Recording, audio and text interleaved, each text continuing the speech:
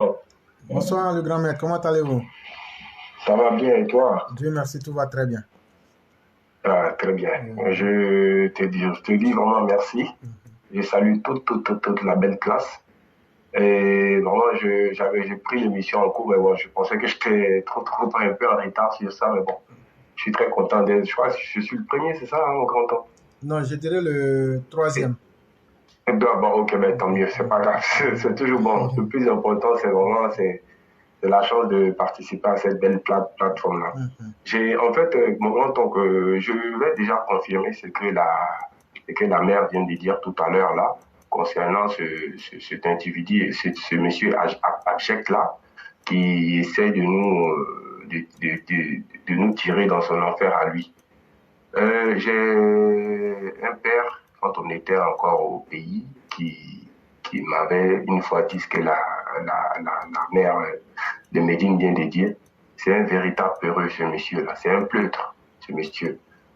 Il m'a dit une fois, il dit, fils, euh, au moment où eux, ils étaient encore dans le syndicalisme, ils ont comme ça, une fois, lorsqu'il y avait, je ne sais pas si tu t'en souviens, juste avant les années 90, il y avait un peu de pluie de bottes au niveau des militaires, tout et tout. Eux, ils avaient proposé à ce dernier-là d'être à la tête d'une révolte contre le vieux. Mais il a refusé, hein. C'est là que lui, il m'a dit, il dit, mais vous savez, le type là, c'est un grand peureux qui est là. Mais il fait du bruit, mais c'est un grand peureux. Et donc, du coup, quand la mère a parlé tout à l'heure, la mère de Médine a parlé tout à l'heure, ça m'a fait rappeler un peu cette histoire que mon père là m'avait racontée. C'était juste cette anecdote-là que je voulais dire en début. C'est pour dire simplement que la plupart de ces gens-là, qui se font passer pour des gens un peu arrogants, un peu bavards, en fait, des gens qui font, comme tu as dit, des brouillons, des gens qui font du bruit simplement pour attirer l'attention vis-à-vis d'eux. Mais c'est des gens, quand tu les prends en individuel, mais c'est des gens, ils valent pas grand-chose, quoi. Donc c'est juste cette précision que j'aimerais apporter et puis en même temps aussi profiter pour te poser une question aujourd'hui. Pourquoi est-ce que pourquoi est-ce que ces personnes-là, excusez-moi du bruit en fond sonore, pourquoi est-ce que ces personnes-là cherchent toujours à régner par la violence? Donc, si tu peux essayer de nous éclairer un peu là-dessus, pourquoi est-ce qu'ils veulent toujours chercher à nous, à nous, euh, à nous contrôler par la violence? C'est la question que j'aimerais poser aujourd'hui. Il faut que les gens comprennent très bien. On parle de démocratie, on parle de communisme, on parle de plusieurs théories politiques. Ça, on est d'accord là-dessus. Mais on ne parle pas de certaines autres théories comme l'anarchisme, qui est aussi un modèle politique. Seulement, c'est parce que ça n'a pas eu la prédominance comme les autres. Et donc, il n'y a pas seulement la démocratie comme système politique. Il n'y a pas seulement le communisme comme système politique. Il y a plusieurs manières de gérer. Et il y a plusieurs idées politiques. Et l'anarchisme dont je vous parle, quand je vous dis que Babo était un anarchiste antisocial, l'anarchisme là, c'est ça le véritable concept politique de Laurent Gbagbo. Je vous dis toujours, prenez Laurent Gbagbo. Depuis qu'il dit qu'il fait politique là, prenez-le, demandez-lui quel est son plan politique pour la Côte d'Ivoire. Quel est son programme de société pour la Côte d'Ivoire. Il dit non, non, non, quand je serai aux commandes de l'État, vous allez voir ce que je vais faire. Il est venu aux commandes de l'État, il a servi la guerre et le désordre. Retenez bien les détails que je dis. Et après, il a quitté le pays dans le désordre. Pour vous rendre compte, lui-même, il dit qu'il avait les informations que les nageurs au dos nu venaient, mais il a laissé faire. Après, c'est lui qui a copiné avec une rébellion, jusqu'à dire que le chef de la rébellion était son meilleur premier ministre. Et c'est lui qui va refuser et créer la violence en 90, en disant qu'Ofo lui a volé son élection. En 2005, en 2000, il va dire que Guy Robert lui a volé son élection. En 2010, il va encore faire parler dans les élections. Mais ça, c'est quel homme qui est toujours en train de prospérer dans le brouhaha? En réalité, Laurent Gbagbo fait preuve de l'idéologie politique qu'il incarne, c'est-à-dire l'anarchisme. Et l'anarchisme, c'est quoi? C'est le concept politique qui tend à supprimer l'État, à éliminer de la société tout pouvoir qui dispose d'un droit. C'est le refus de l'autorité et de toute règle, sauf ce qui lui plaît. En réalité, pour Laurent Gbagbo agit comme l'homme à l'état de nature, ça veut dire l'homme sauvage, où c'est le plus violent qui doit commander. Voilà la théorie politique de Laurent Gbagbo. Parce que si vous enlevez la violence et le comportement anarchiste dans ce que Laurent Gbagbo fait là, vous trouvez un homme qui ne pèse absolument rien. Prenez Laurent Gbagbo, prenez tous ceux qui se réclament de lui, enlevez la violence du discours, enlevez la violence de la parole, enlevez la violence tout simplement dans ce qu'ils font. Vous ne retenez absolument rien de ces personnes. Et on le dit, mais les gens ne comprennent pas. L'anarchisme, c'est un concept politique, comme la démocratie, comme le communisme et comme toute autre forme de politique. Et c'est ce que Laurent Gbagbo veut installer en Côte d'Ivoire. Il faudrait que lui soit l'homme le plus violent à la tête de la Côte d'Ivoire. Et il va donc éliminer tout pouvoir du droit. Il va pouvoir éliminer toute règle de la société et faire ce que lui-même il souhaite faire avec ses partisans. Et là, sa gestion l'a déjà démontré. Et effectivement, c'est un anarchiste. Et ça, il faudrait que les gens le retiennent. Parce que si vous enlevez pour l'homme ordinaire, il dit, mais quand Laurent Gbagbo, chaque fois qu'il est dans la politique, il y a la violence. Mais quand il n'est pas là, il n'y a pas de violence. Exemple, en 2015, il n'était pas là, il n'y a pas eu de violence. Mais chaque fois que vous allez organiser quelque chose, ou mais quand Laurent Gbagbo est dans un environnement, il n'y a pas de violence, il ne se sent pas à l'aise. Il faut qu'il revienne pour présenter sa théorie qui est l'anarchisme. Et donc, je pense peut-être que cette explication pourrait peut-être aider les uns et les autres à comprendre véritablement à qui est-ce qu'on a affaire. C'est ce que je pouvais donner comme réponse. Oui, mon grand-oncle, vraiment, merci. C'est exactement ce que je voulais entendre et franchement, je suis plus que satisfait. Et peut-être pour ceux qui vont demander, mais l'anarchisme, c'est né où? Sachez que c'est un régime idéologique libertaire qui est né depuis le 19e siècle sur un ensemble de théories et de pratiques qui refusent l'autorité, basée même sur la démocratie directe et sur le pouvoir des libertés individuelles comme valeur fondamentale. Donc c'est un système politique. Et Laurent Gbagbo sait très bien ce qu'il est en train de faire. Mais c'est ceux qui ne comprennent pas qui sont surpris. Et donc, vraiment, merci d'avoir soulevé ce point pour qu'on explique. Oui, merci beaucoup, mon grand-oncle. En fait, je pense que tu as vraiment dit ce que je voulais entendre. Et vraiment, je t'en suis vraiment très, très reconnaissant. Et merci vraiment pour ta grande érudition. Pourquoi j'ai posé cette question? Parce que je pense que tu as dit ce qu'il fallait. C'est simplement pour faire prendre conscience à nos parents. Pour faire prendre conscience à nos parents. Moi, j'aimerais le dire en français terre à terre. Ce que mon grand-oncle vient de dire là, c'est-à-dire que ce monsieur-là, il aime palabre. Il aime mettre palabre dans la politique. C'est-à-dire quand il n'y a pas palabre dans la politique là, lui, il n'est pas content.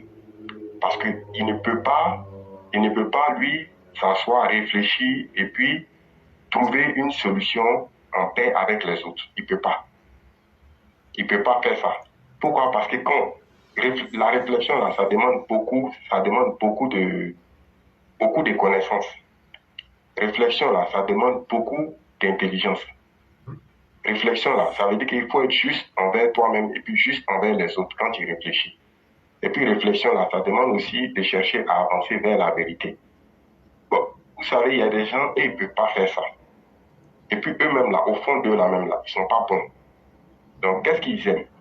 Ils aiment, comme ils n'ont pas beaucoup d'idées dans leur tête, ils préfèrent qu'on reste terre à terre comme ça entre nous. Ils ne veulent pas que ceux qui sont autour d'eux là évoluent. Eux, ils veulent évoluer en s'appuyant sur les autres. C'est-à-dire, lui, il monte sur ton dos, pendant que toi tu marches, lui, il est sur ton dos. Lui, il marche. Et c'est toi qui marches pour lui, en même temps tu marches pour toi et puis tu marches pour lui. Donc ça fait Toi-même, tu as ton poids à prendre, et puis lui aussi, il est sur ton dos. Et puis lui, il est content, il avance maintenant.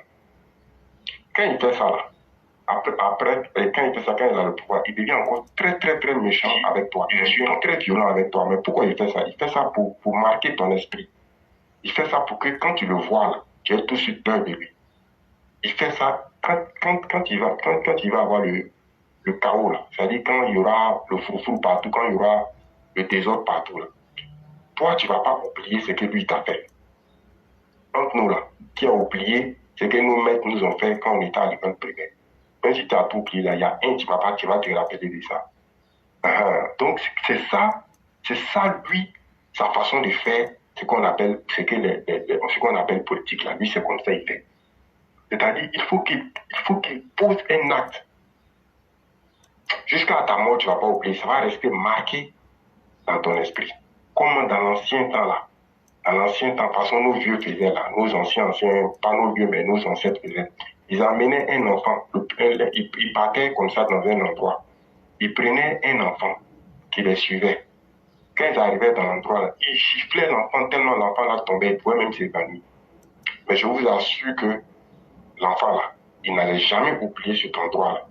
Où on l'a giflé, il n'allait jamais oublier. Donc plus tard, quand il ne serait pas là, l'enfant dira, ah, c'est ici là, c'est ici ça, c'est ici là qu'on m'a amené. Donc, à partir de là, les nouvelles générations, là, ils allaient savoir que le coin là, ça leur appartenait. C'est-à-dire la partie de la forêt là, ça leur appartenait. C'est comme ça que lui, il procède. Il ne va pas t'expliquer les choses. Il ne va pas te comprendre. Mais lui, là, ce que lui, il pense là, c'est ce que toi, tu dois accepter. Il ne faut même pas comprendre, il faut accepter. C'est cette technique-là aussi, que ceux qui sont dans les sectes, là, font. Ce qu'on appelle les gourous, là, qui ils manipulent les gens à travers ce que eux, ils imposent aux gens. Quand tu vois que c'est rouge, là, lui, il va te dire, il faut dire c'est noir. Tu vas dire, mais c'est rouge, ils vont te torturer. Tu vas dire, non, c'est pas rouge, c'est noir. Toi, tu vois noir, ton cœur là même te dit c'est noir. Donc, ce n'est pas des gens qui sont dans la vérité. C'est des gens qui sont là pour nous s'imposer leur façon de faire. Aujourd'hui, la Papa Ado qui est là, est-ce que vous avez déjà vu qu'il s'est adressé déjà même de façon vulgaire à quelqu'un? Non, jamais de la vie. Quand il parle même, souvent même quand il s'emporte un peu, quand il finit, il dit excusez-moi. Quand il était à l'opposition, qu'on était en train de l'embêter là, une fois il a fait un discours, il a dit vraiment, et en plus il n'a même pas parlé mal, il dit ça suffit. Qu'à chaque fois on l'accuse, ça suffit. Que lui n'est pas un idiot quand même. Pour le mot qu'il a dit là, il a demandé excusez-moi après. C'est ça qu'on appelle quelqu'un qui a été éduqué, quelqu'un qui a été préparé, quelqu'un qui a été formé pour le travail qu'il fait aujourd'hui. Mais regardez l'autre. Regardez l'autre quand il a pris le pouvoir. Premier bilan, il y a eu combien de morts? À sa sortie, il y a eu combien de morts? Il s'est permis de s'asseoir pour dire des êtres humains, des Ivoiriens qui sont morts pour défendre leurs idées, que c'est des marginaux. Marginaux, là, ça veut dire quoi? C'est-à-dire des gens là qu'on ne considère pas comme étant même dans la société même dans laquelle on est. C'est comme si toi, tu es dans ta cour comme ça, on dit, ah, il y a un enfant de la cour qui est mort. Tu dis non, ah, c'est l'enfant qui dormait derrière la cour là. Donc, lui, ce n'est pas un enfant de la cour. Voilà un peu ce qu'on appelle un marginal. Ou quelqu'un comme ça, qui était, heureusement encore, qui était le premier homme, c'est-à-dire le premier, on va dire, la première personne importante du pays. Voilà comment il parle à des gens qui sont dans le pays comme lui. Vraiment, je dis ça pour que nous tous, on prenne conscience. On n'a plus besoin de ça. On n'a plus besoin de ça. Si on les laisse faire, là, si on ne sort pas pour parler simplement, pour faire comprendre à nos parents qu'on les laisse faire, là, on va descendre, ça va être pire que ce qu'on a vécu. Voilà pourquoi chacun de nous, on peut aimer qui on veut. On peut aimer qui on veut. Mais après tout là, quel que soit l'amour que tu as pour ta femme, là, tu lui donnes ce que tu peux lui donner. Tu ne vas pas donner ta vie à quelqu'un qui lui-même ne te considère pas. C'est-à-dire, lui, il se considère d'abord, lui. Quand lui, il est content là, toi, si tu veux, il faut l'aimer. Mais lui, il ne se sent pas obligé de t'aimer. Donc, il ne fera rien pour que toi, tu sois heureux. Mais il fera tout pour que lui, il soit heureux en en te mettant dans une situation où tu dépends forcément de lui. Il va venir, il va te tuer, il va dire non, c'est pas moi qui t'ai tué. Il va venir, il va te frapper, il va dire c'est pas moi qui t'ai frappé. C'est parce que c'est ton comportement qui a fait que moi j'étais obligé de te frapper. Voilà comment ces gens-là fonctionnent. C'est des manipulateurs, c'est des menteurs, c'est des gens, comme on appelle, c'est des gens qui te font croire à l'illusion. Mais concrètement, tu vas voir qu'il ne va rien poser comme acte pour que toi tu puisses dire ah, aujourd'hui il y a route, ah, aujourd'hui il y a lumière, ah, aujourd'hui là, quand je quitte Plateau pour aller, quand je quitte mon village pour descendre à Abidjan, à la route là est faite. Moi j'ai fait 1 heure maintenant. Avant là, je pouvais passer une demi-journée pour arriver. Lui, tout ça ne va pas te dire. Quand tu as dit, il va dire oui, oui, laissez ça, on va faire ça, on va faire ça, c'est un projet. Ce que j'ai dit là, c'est lui qui ne croit pas là. Regardez même lui-même dans sa région. Regardez dans sa région, il y a eu quoi là-bas quand il était au bout. Il y a des vidéos qui passent, il y a un vieux, un chef de village qui dit, c'est pas parce que même il y a, il dit c'est pas parce qu'il y a quelque chose à faire, il dit mais il y a, tout est à refaire, c'est-à-dire il n'y a rien eu. Vous voyez? Mais pourquoi certains partisans le soutiennent? Parce que quand il va les voir là, il leur fait comprendre que lui, il est leur enfant.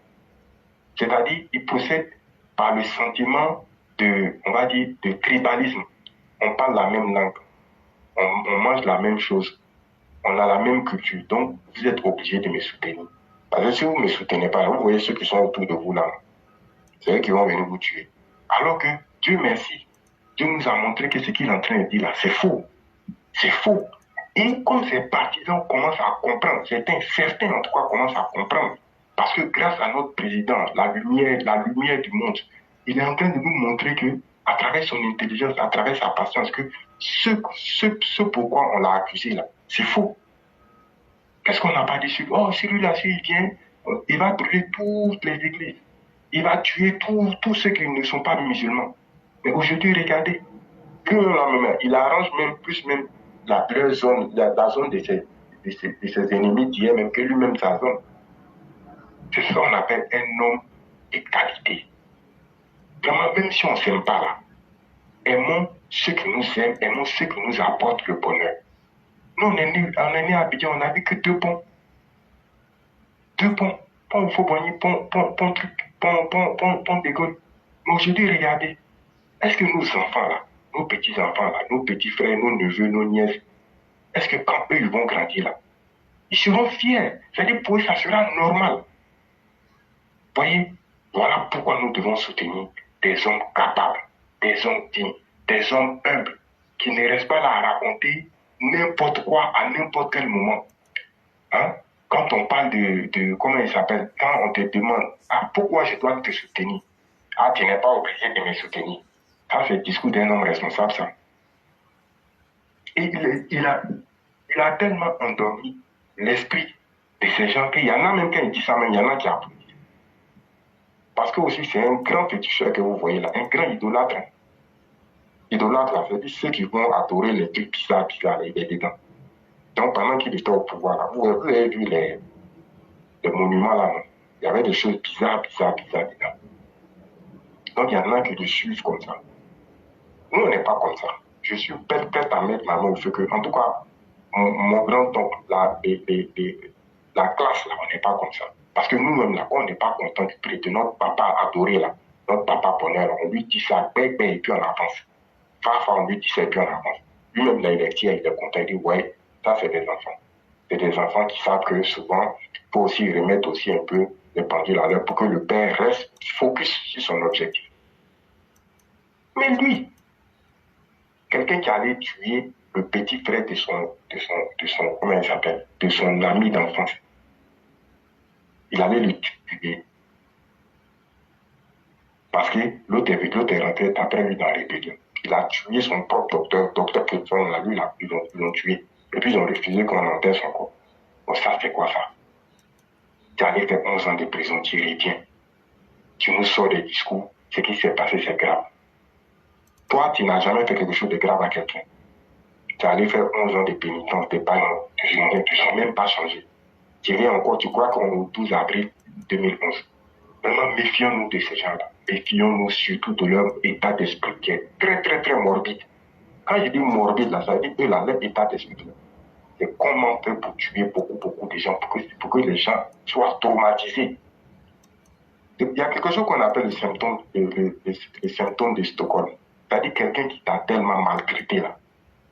C'est-à-dire que tellement qu'il a joué dans ta tête là, c'est-à-dire il a joué petit poteau dans ta tête. Il a tellement marqué ton corps avec cette cicatrice là. Toi-même après tu deviens fan de lui. Soyons pas fans de nos bourreaux. Aimons ceux qui ne parlent pas beaucoup, mais qui travaillent pour notre bonheur. Que Dieu bénisse la Côte d'Ivoire, que Dieu bénisse notre grand président, que Dieu bénisse tous les EPV. Mon grand-oncle, merci beaucoup de m'avoir donné la parole. Yann, c'est un énorme plaisir pour nous parce que chacune de vos interventions nous amène à nous surpasser pour essayer de donner le peu que nous savons, mais on apprend beaucoup avec toi. Et dans toujours la même lignée de la question que tu avais posée, mais les gens pourraient me demander, mais l'anarchisme, c'est qui a créé? Celui qui a créé, en tout cas, le précurseur de l'anarchisme, pour ceux qui veulent continuer leur recherche, ça va vous permettre de bien comprendre ce que Laurent Gbagbo est. Celui qui a créé l'anarchisme, il s'appelle Pierre-Joseph Proudhon. C'est un Français qui est né le 15 janvier 1809 et à Besançon, et il est mort le 19 janvier 1865 à Paris, au 16e arrondissement. Et donc, tout ça, c'est pour vous permettre d'aller continuer vos recherches. Et là, pour aller un peu plus loin, quand vous allez lire les théories de l'anarchisme, comparez-le avec les comportements de Laurent Gbagbo, et vous allez comprendre beaucoup de choses. Vous allez comprendre que les anarchistes, au fond, l'objectif qu'ils veulent atteindre, après tout ce que j'ai dit, ils veulent une société des hommes sans foi ni loi. Ce qui nous ramène à l'état de nature. Et donc, dans cet état, dans une société sans état, composée d'hommes, dont l'intérêt propre est le seul critère qui guide leurs actions. Des hommes sans scrupules de conscience. Des hommes prêts à tuer pour atteindre leur but. De tels hommes deviennent des véritables dangers de la société. Et ils n'ont pas de scrupules, comme je le disais, à opposer les vies humaines et à utiliser même ces vies humaines-là pour atteindre leurs objectifs. Voilà la société que Laurent Gbagbo veut. Et pour ceux qui demandent, mais l'anarchisme, ça existait où? L'anarchisme, par un temps, existait en Argentine. Ça existait au Brésil. Ça existait en Bolivie. Ça existait en Chili. Avec les Pol Pot et autres. Ça existait. Ça existait en Costa Rica. Ça existait en Cuba. Ça existait aussi en Colombie. Et donc, si on vous donne tous ces exemples-là, ne pensez pas que ce sont des vues d'esprit. Mais c'est pour vous dire de faire beaucoup attention. Faisons beaucoup attention. Souvenez-vous de Pinochet. Allez lire les mémoires sur Pinochet. Vous allez comprendre que c'est l'un des pires génocidaires qui a pu exister au XXe siècle. Et donc, tout ça, ce sont des exemples qu'on vous montre. Et exactement, c'est ce modèle-là que Laurent Gbagbo veut. Mais quand on explique, quand on parle, les gens pensent qu'on est là parce qu'on est contre quelqu'un. Non, on n'a pas le temps d'être contre quelqu'un qui ne vaut rien. Laurent Gbagbo est improductif. On n'est pas contre lui. Mais on a le devoir moral de vous avertir sur le mal, la capacité du mal qu'il peut apporter. Parce que Laurent Gbagbo, tout comme ses partisans, savent que eux, là, ce qu'eux peuvent apporter véritablement à la Côte d'Ivoire, c'est leur capacité de nuisance.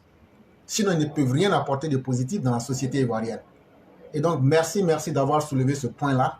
Après encore, on va découper cette séquence-là, la mettre à la disposition des uns et des autres pour qu'ils comprennent, mais surtout que ceux qui pensent que ce que nous avons dit n'est pas vrai puissent venir contester aussi devant le monde entier pour nous dire que nous sommes trompés. C'est ce que j'allais ajouter.